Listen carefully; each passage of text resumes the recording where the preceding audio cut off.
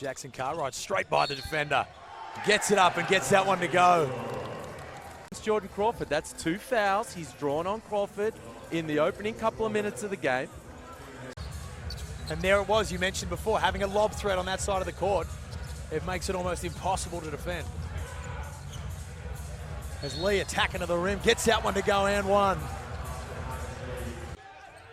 And again, the Jack Jumpers just under some serious pressure from the outside as Lee finds the matchup on Pinot. Fades away, he's going to draw the foul, and that one's going to drop. You know, he had him fading. That's not really Marcus Lee's bag, to be honest. So, and you know, somehow my hand got broken, and he's out here playing. I'll tell you what, you got to change that story and say you're done. Majuk Dan gets all over the rim. See how well Parker Jackson Cartwright's playing. To be able to play with a player who's, you know, when you guys are both on the floor, that's a serious backcourt you've got there. And when your teammate's just going to be dogging the other team's point guard, you know, to you, it's a positive thing because you're so poised and, you know, you never look rushed out there on the floor. Now, talk to me as the Jack Jumpers just managed to get away with one there. And they've taken control of this ball game. Hey, oh yeah, we do 3 stops and out, and every time you're on 2, this guy just creeps in for a no board. Fabian Krislovich with a strong finish there. Dane Pinot, well, I'll tell you what, he may be a close personal friend of mine, but he wanted no part. The ball handling from Cheatham, putting Marcus Lee on an island. The turnover results. You had an elite screener last year. Yeah. And Derek Pardon, I loved how quick he was into the screen, how quick he was out. So a lot of the the on-ball defenders were already caught off guard, so we were pretty dangerous with that. If you're Modi, right now is a great challenge. You'd rather be facing this challenge in the preseason than you would be in the first couple of weeks of the season. This fight-back style of basketball is Mathiang. Again, remarkably unselfish. Sometimes when you get guys and you see they led the scoring in another country, sometimes that can be a heavy shot production sort of guy. But right now, it's a fantastic fadeaway there from Jackson Cartwright. It wouldn't shock me. I'd like to see that tweet. I might have debated it.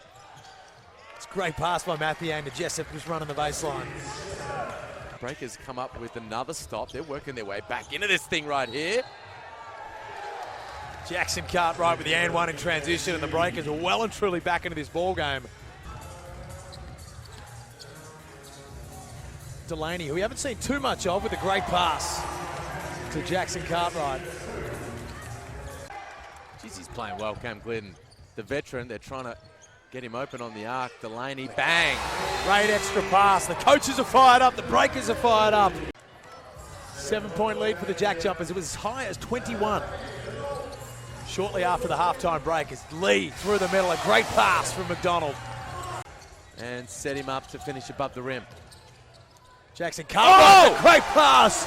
And the reverse slam from Cheatham, where you get to see some really impressive finishes. Oh, the athleticism for one, and the awareness. Know exactly where the rim is.